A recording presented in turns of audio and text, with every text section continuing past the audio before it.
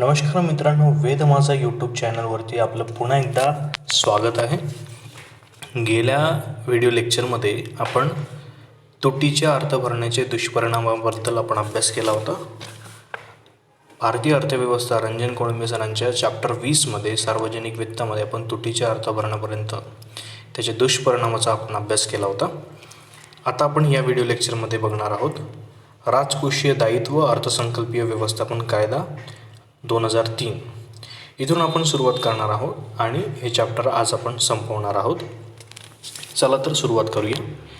राजकोषीय दायित्व अर्थसंकल्पीय व्यवस्थापन कायदा 2003, fiscal responsibility and budget management act FRBM act 2003. राजकोषीय तूट व महसुली तूट कमी करण्यासाठी सरकारवर कायद्याने बंधन आणण्यासाठी FRBM कायदा 2003 संमत करण्यात आला. या कायद्याची अंमलबजावणी 5 जुलै 2004 पासून सुरू झाली. या कायद्याने केंद्र सरकारवर पुढील बंधने टाकली आहे. आता आपण ती बंधने अभ्यासणार आहोत. सगळ्यात आधी आपण या बॉक्सचा अभ्यास करू. या बॉक्समध्ये ज्या महत्त्वाच्या गोष्टी दिलेल्या आहेत त्या बघू. खर्च व्यवस्थापन आयोग, यालाच आपण एक्सपेंडिचर मॅनेजमेंट कमिशन असं म्हणतो. भारत सरकारने ऑगस्ट 2014मध्ये बिमल जालन म्हणजेच रिझर्व्ह बँकेचे माजी गव्हर्नर यांच्या अध्यक्षतेखालील खर्च व्यवस्थापन आयोग स्थापन केला आहे. सुमित बोस व सुबीर गोकर्ण हे आयोगाचे सदस्य होते. महत्त्वाचं आहे, नोट डाऊन करून ठेवा तुम्ही. भारत सरकारने ऑगस्ट 2014मध्ये बिमल जालन हे माजी गव्हर्नर होते RBIचे आणि यांच्यासोबत होते इतर सदस्य सुमित बोस आणि सुधीर गोकर्ण. ओके. सरकारच्या खर्च सुधारणेच्या विविध बाजूंचे परीक्षण करून तो कमी करण्यासाठी शिफारसी करणे हा कार्य आयोगाला देण्यात आला होता. आयोगाला 2015-16च्या अर्थसंकल्पाच्या आधी अंतरिम अहवाल तर 2016-17च्या आधी अंतिम अहवाल सादर करण्यास सांगण्यात आले होते. आयोगाने फेब्रुवारी 2016पर्यंत 3 अहवाल सरकारला सादर केले होते. 1 मार्च 2009पर्यंत महसुली तूट शून्यावर आणणे आणि 2 मार्च 2009पर्यंत राजकोषीय तूट 3% कमी करणे. वरील बाबी साध्य करण्यासाठी आवश्यक असलेली वार्षिक लक्ष्य ठरवण्यासाठी सरकारने विजय केळकर यांच्या अध्यक्षतेखाली एका कार्यगटाची नियुक्ती केली होती. त्यांनी जुलै 2004मध्ये आपला अहवाल सादर केला. त्यानुसार FRBM नियम 2004 5 जुलै 2004 पासून लागू करण्यात आले. या नियमांनुसार पुढील वार्षिक लक्ष्य निश्चित करण्यात आली. 1. 2004-05 पासून प्रत्येक आर्थिक वर्षाच्या शेवटी महसुली तूट GDPच्या 0.5% किंवा अधिक टक्क्याने कमी व्हावी. 2004 आणि 5 पासून प्रत्येक आर्थिक वर्षाच्या शेवटी राजकोषीय तूट GDPच्या 0.3% किंवा अधिक टक्क्याने कमी व्हावी. महत्त्वाचं आहे हे दोन्ही पॉईंट लक्षात ठेवा तुम्ही. ओके. 0.5% आणि 0.3% हे दोन्ही आकडे तुम्ही लक्षात ठेवू शकता. पुढे आपण बघूयात FRBM कायद्याची इतर महत्त्वाची वैशिष्ट्ये. निर्धारित लक्ष्यांपेक्षा जास्त तूट केवळ राष्ट्रीय सुरक्षा किंवा नैसर्गिक आपत्ती केंद्र सरकारने निर्दिष्ट केलेल्या अन्य आपत्कालीन परिस्थितीमध्येच होऊ शकेल. 2. सरकारच्या रोख पैशाच्या जमेपेक्षा कॅश रिसिप्ट्स अधिक होणारा रोख पैशाचा खर्च म्हणजेच कॅश डिस्बर्समेंट्स भागवण्यासाठी आवश्यक अग्रिम राशी वगळता केंद्र सरकारने रिझर्व्ह बँकेकडून कर्ज घेऊ नये. आणि 3. भारतीय रिझर्व्ह बँकेने केंद्र सरकारच्या रोख्यांचे प्राथमिक इश्यू खरेदी करू नये. सरकारने राजकोषीय व्यवहारांमध्ये अधिक पारदर्शकता आणावी. ठीक आहे. 5. केंद्र सरकारने संसदेच्या दोन्ही सभागृहांसमोर दरवर्षी पुढील 3 विवरणपत्रके मांडावीत. त्यामध्ये पहिलं आहे मध्यावधी राजकोषीय धोरण विवरण, medium term fiscal policy statement. यामध्ये पुढील बाबींचा समावेश असतो. 1. राजकोषीय निर्देशांकासाठी साध्य करण्याचे 3 वर्षांचे लक्ष्य रोलिंग टार्गेट. 2. महसुली खर्च म्हणजे जमेतून शाश्वत आधारावर भागविता येईल का याचे परीक्षण. आणि 3. बाजार कर्जे व इतर भांडवली जमा किती कार्यक्षमतेने वापरली जात आहेत याचे परीक्षण. आता आपण बघूयात राजकोषीय धोरण डावपेच विवरण म्हणजेच फिस्कल पॉलिसी स्ट्रॅटेजी स्टेटमेंट. यामध्ये सरकारचे राजकोषीय अग्रक्रम दिलेले असतात. तसेच त्यामध्ये सध्याच्या धोरणाचे परीक्षण व राजकोषीय उपायांमध्ये काही बदल केलेला असल्यास त्यांची कारणे दिलेली असतात. नंबर 3 स्थूल अर्थशास्त्रीय आराखडा विवरण. याला मायक्रो इकॉनॉमिक फ्रेमवर्क स्टेटमेंट असं आपण म्हणतो. यामध्ये GDPच्या वाढीचा दर, केंद्र सरकारचे राजकोषीय संतुलन आणि बाह्य संतुलन यांबाबतीत भारतीय अर्थव्यवस्थेच्या संभाव्य प्रगतीचे म्हणजेच प्रॉस्पेक्टस मूल्यांकन केलेले असते. आता आपण बघूया सरकारने अर्थसंकल्पीय जमा खर्चाचा कल दर्शवणारे त्रैमासिक परीक्षण म्हणजेच क्वार्टरली रिव्ह्यू संसदेच्या दोन्ही सभागृहासमोर मांडावे लागते. वरील कायद्याच्या आधारे केंद्र सरकारने महसुली तसेच राजकोषीय तूट मोठ्या प्रमाणात आटोक्यात आणल्या होत्या. बऱ्याच राज्य सरकारांनी तर आपली लक्ष्य जवळजवळ पूर्ण केली होती. मात्र 2008 पासून सुरू झालेली मंदी घालवण्यासाठी केंद्र सरकारने 2 मोठी स्टिम्युलस पॅकेजेस जाहीर केली. त्यामुळे सरकारी खर्च वगळून महसुली व राजकोषीय तुटी पुन्हा वाढत गेली.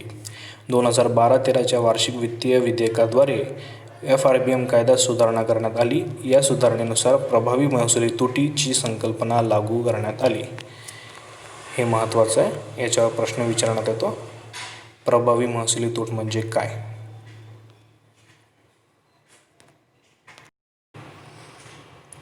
ही तूट मार्च 2015पर्यंत नष्ट करण्याचे लक्ष्य ठेवण्यात आले आहे. NK Singh committee 2016 NK Singh committee महत्त्वाची आहे. आजही आपला वित्त कमिटी जी आहे 15वा वित्त आयोग त्याचे हे अध्यक्ष आहेत NK सिंग. भारत सरकारने 17 मे 2016 रोजी NK सिंग यांच्या अध्यक्षतेखाली 5 सदस्यीय समिती स्थापन केली आहे. या समितीला FRBM कायद्याचे व्यापक परीक्षण करून भविष्यकालीन रोड मॅप तयार करण्याबाबत शिफारसी करण्यात सांगण्यात आले आहे. अर्थसंकल्पाची प्रमुख रूपे. या अर्थसंकल्पाच्या प्रमुख रूपांमध्ये आपल्याला काही प्रकार बघायचे आहेत, रूपं बघायचे आहेत. त्यामध्ये पहिला आहे पारंपरिक अर्थसंकल्प. यालाच ट्रॅडिशनल बजेट म्हणतो आपण. सध्याच्या प्रचलित अर्थसंकल्पाच्या प्रारंभिक स्वरूपालाच पारंपरिक अर्थसंकल्प असे म्हणतात. त्याचा उद्देश संसदेचे कार्यकारी मंडळावर नियंत्रण प्रस्थापित करणे हा असतो. पारंपरिक अर्थसंकल्पामध्ये मुख्यतः सरकारला विविध मार्गांनी प्राप्त होणारी आय व विविध बाबींवर होणारा खर्च यांचे विवरण असते. त्या अंतर्गत कोणत्या क्षेत्रावर अथवा बाबींवर किती धन खर्च होईल याचा उल्लेख करणे गरजेचे असते. परंतु अशा खर्चातून काय परिणाम अथवा लाभ होईल याचे विवेचन केलेले नसते. 2 निष्पादन अर्थसंकल्प. यालाच आपण परफॉर्मन्स बजेट असं म्हणतो. सरकारी खर्चाचे विभाजन सरकारी कार्यक्रम व कामकाजांमध्ये म्हणजेच फंक्शन्स, प्रोग्राम्स आणि ॲक्टिव्हिटीजमध्ये करून प्रदर्शित करण्यात आलेल्या अर्थसंकल्पाला निष्पादन अर्थसंकल्प असे म्हणतात. निष्पादन अर्थसंकल्पाचा मुख्य भर वित्तीय संसाधनांची विभागणी अधिक कार्यक्षम व परिणामकारकरित्या होण्यासाठी प्रदानांवर आधारित म्हणजेच आउटपुट ओरिएंटेड बजेट निर्मितीवर असतो. म्हणजे सामान्य अर्थसंकल्पात जाहीर केलेल्या वित्तीय रकमा वापरून कोणती भौतिक आदाने फिजिकल इनपुट्स निर्माण करावी लागतील व कोणती भौतिक प्रदाने फिजिकल आउटपुट निर्माण होतील याची तरतूद या अर्थसंकल्पामध्ये केलेली असते. निष्पादन अर्थसंकल्पाअंतर्गत सरकारी खर्चाच्या उद्दिष्टाऐवजी म्हणजेच ऑब्जेक्ट्स त्याच्या उद्देशावर म्हणजे पर्पज अधिक भर दिला गेलेला असतो.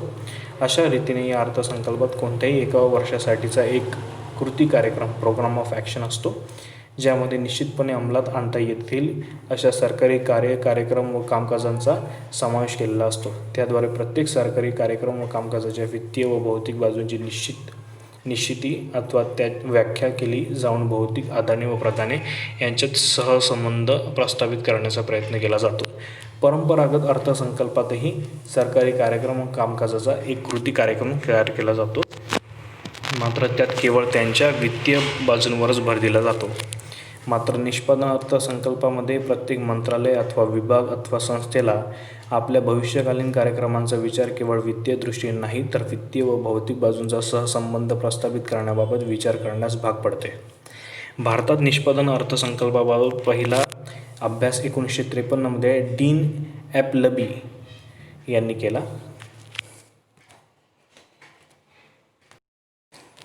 पुढे 73-74मध्ये प्रशासकीय सुधारणा आयोगाच्या म्हणजेच ॲडमिनिस्ट्रेटिव्ह रिफॉर्म्स कमिशन शिफारसीनुसार भारत सरकारने सर्व मंत्रालय, विभाग व राज्य सरकारांसाठी निष्पादन अर्थसंकल्प स्वीकारण्याबाबत मार्गदर्शन तत्त्वे जाहीर केली.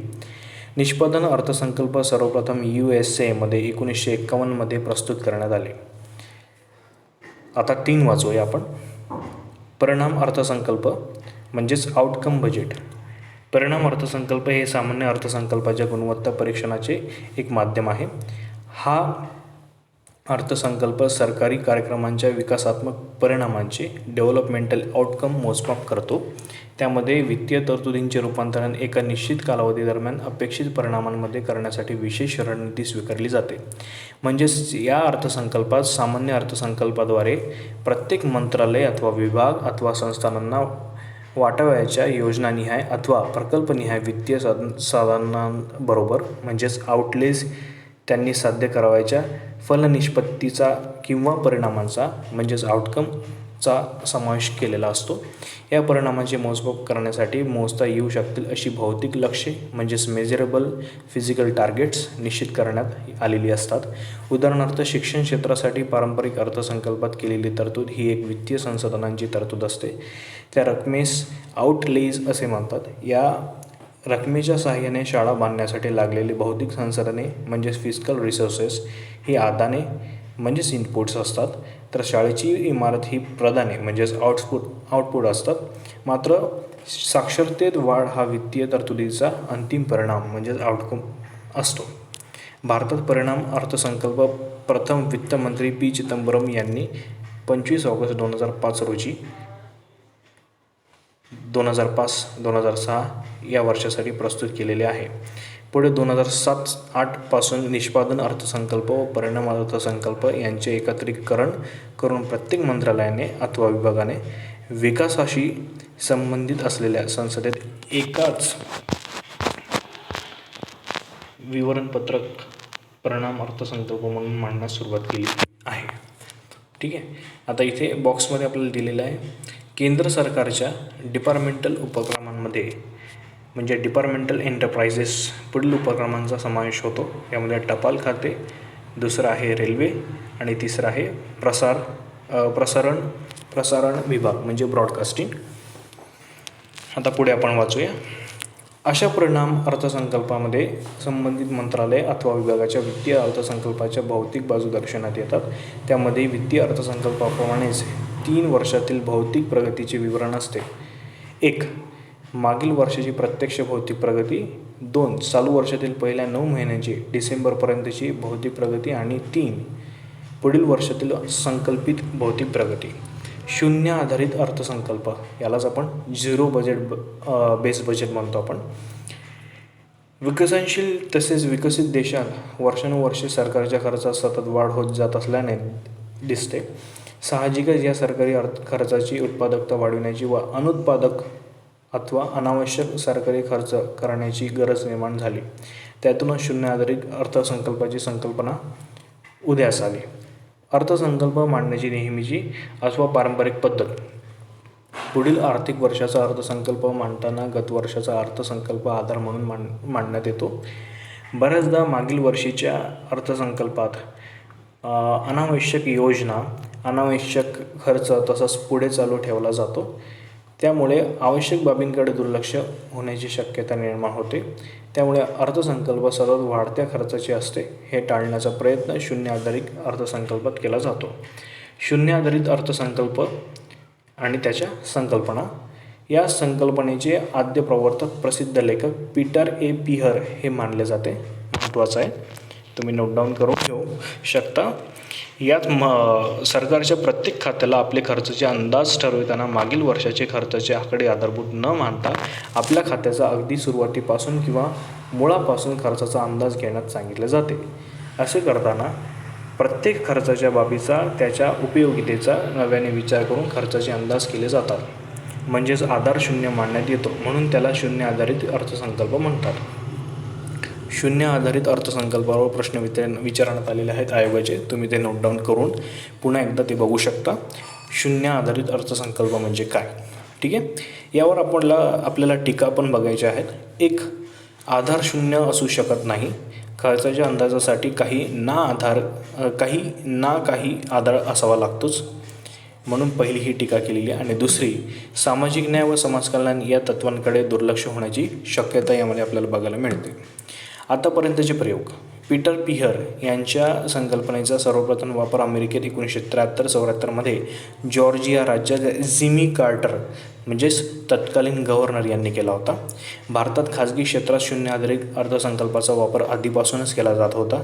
उदाहरणार्थ 1977-78 पासून ब्रिटानिया इंडस्ट्रीज व युनियन कार्बाइड या कंपन्या तसा शब्द न वापरता या संकल्पनेचा वापर करत होते.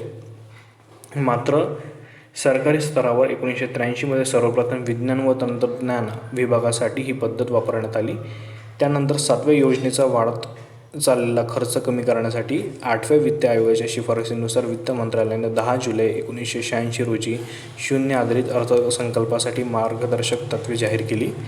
त्यानुसार सर्व मंत्रालय अथवा विभाग, राज्य सरकारे आणि सार्वजनिक उपक्रमांसाठी 1987-88 पासून 1 कोटीपेक्षा अधिक खर्चाच्या सर्व योजना व कार्यक्रमांसाठी शून्य आधारित अर्थसंकल्प पद्धती लागू करण्यास सांगण्यात आले. हा पोर्शन, हा पॅरेग्राफ महत्त्वाचा आहे, ठीक आहे. राज्य सरकाराने कधीपासून सरकारी स्तरावर कधी लागू केलेली आहे, तर याच्यावर प्रश्न विचारलेला आहे. तुम्ही हे लक्षात ठेवू शकता. ओके.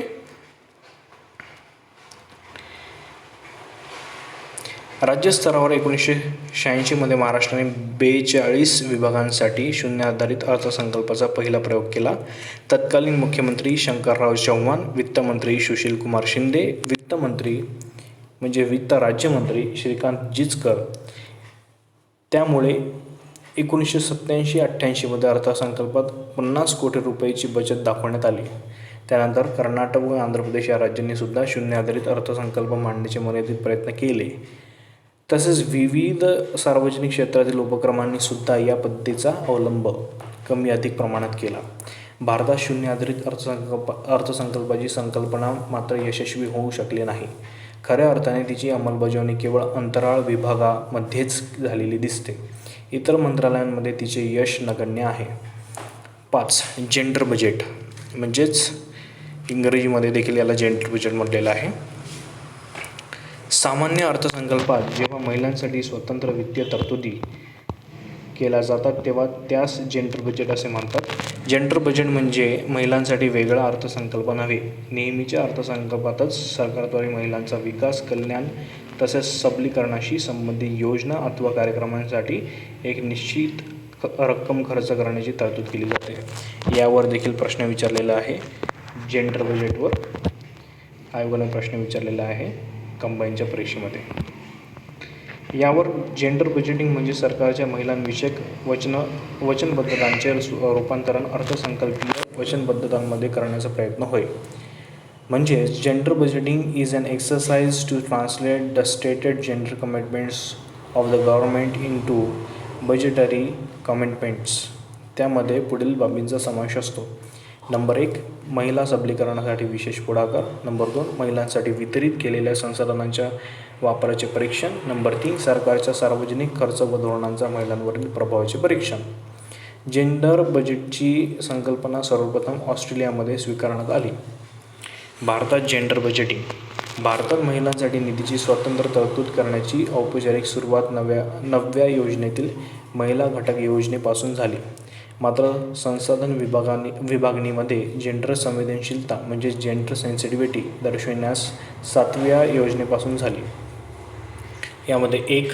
7व्या योजनेत महिलांसाठी असलेल्या 27 लाभार्थी आधारित योजनांवर लक्ष ठेवण्याची संकल्पना लागू करण्यात आली. नंबर 2. 8व्या योजने विकास खर्चातून निश्चित प्रमाणात निधीचा प्रवाह महिलांसाठी सुनिश्चित करण्याची गरज अधोरेखित करण्यात आली. आणि नंबर 3, नव्या योजने महिला घटक योजना म्हणजेच वुमेन्स कंपोनंट प्लॅन हा महिला सबलीकरणाचा एक महत्त्वाचा टावपेच म्हणून स्वीकारण्यात आला. त्यामध्ये केंद्र व राज्य सरकारांना निर्देश देण्यात आले की महिलांशी संबंधित मंत्रालय अथवा विभागांनी आपल्या विविध योजनांतर्गत किमान 30% निधी अथवा लाभ महिलांसाठी निश्चित करावा. 4, 10व्या योजनेत महिला घटक योजना व जेंडर बजेटिंग यांच्या परस्परपूरक भूमिकेवर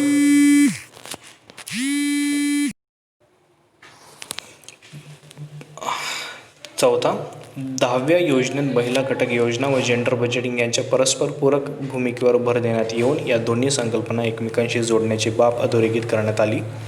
11व्या योजनेत जेंडर समानतेसाठी सर्व मंत्रालये व विभागांनी जेंडर बजेटिंगचे कडकपणे अनुसरण करावे यावर भर देण्यात आला. नियोजन मंडळाने महिला घटक योजनेच्या जागी जेंडर बजेटिंगचे अनुसरण केंद्र व राज्य स्तरावर करण्याबाबत प्रक्रियेत गती दिली आहे. 2000 आणि 2001च्या अर्थसंकल्पीय भाषणात पहिल्यांदा जेंडर बजेटचा उल्लेख केला. 2005-2006च्या अर्थसंकल्पात पहिल्यांदा 10 अनुदानाच्या मागण्यांखाली जेंडर बजेटिंगचे स्वतंत्र विवरण देण्यात आले. 2006 आणि 2007च्या अर्थसंकल्पात 18 मंत्रालय विभागातील 24 अनुदानाच्या मागण्यांसाठी असे करण्यात आले. भारतात महिला व बाल विकास मंत्रालयाने जेंडर बजेटिंगबाबत नोडल एजन्सी म्हणून त्रि-आयामी डावपेच 3-pronged स्ट्रॅटेजी अनुसरली आहे. 1. सर्व मंत्रालय अथवा विभागांनी जेंडर बजेटिंग व्यवस्था अथवा संरचना प्रस्थापित करण्यावर भर देणे. सध्या 56 मंत्रालय अथवा विभागांनी जेंडर बजेटिंग सेल्स GBC स्थापन केले आहे. नंबर 2. धोरणे अथवा योजना अथवा कार्यक्रमांच्या जेंडर मुख्य प्रवाहीकरणासाठी जेंडर मेनस्ट्रीमिंग आवश्यक असलेली अंतर्गत व बाह्य क्षमता आणि नैपुण्य म्हणजेच एक्सपर्टीज बळकट करणे. आणि 3. सध्या अस्तित्वात असलेल्या कार्यक्रमांच्या जेंडर ऑडिटिंगची प्रक्रिया सुरू करणे. आता आपण सुरू करूयात सार्वजनिक खर्च व वाढ आणि त्याची कारणे. नेक्स्ट पार्टमध्ये आपण सार्वजनिक खर्च, वाढ आणि कारणे याच्याबद्दल आपण चर्चा करणार आहोत. नेक्स्ट पार्ट हा शेवटचा पार्ट असणार आहे. नेक्स्ट पार्टमध्ये आपण हा चॅप्टर संपवून यावरचे आयोगाने विचारलेले सगळे प्रश्न आपण कव्हर करणार आहोत आणि काही महत्त्वाचे टॉपिक्स सार्वजनिक वित्तामध्ये असलेले जे टॉपिक्स आहेत ज्यांनी आयोगाने विचारलेले ते आपण पुन्हा एकदा चर्चा करून बघणार आहोत. ठीक आहे. तर तुम्ही आपल्या चॅनलला लाईक करा, सबस्क्राईब करा, शेअर करा, कमेंट करा आणि सर्व गरजू विद्यार्थ्यांपर्यंत हे व्हिडिओज पोहोचवा. धन्यवाद. जय हिंद, जय महाराष्ट्र.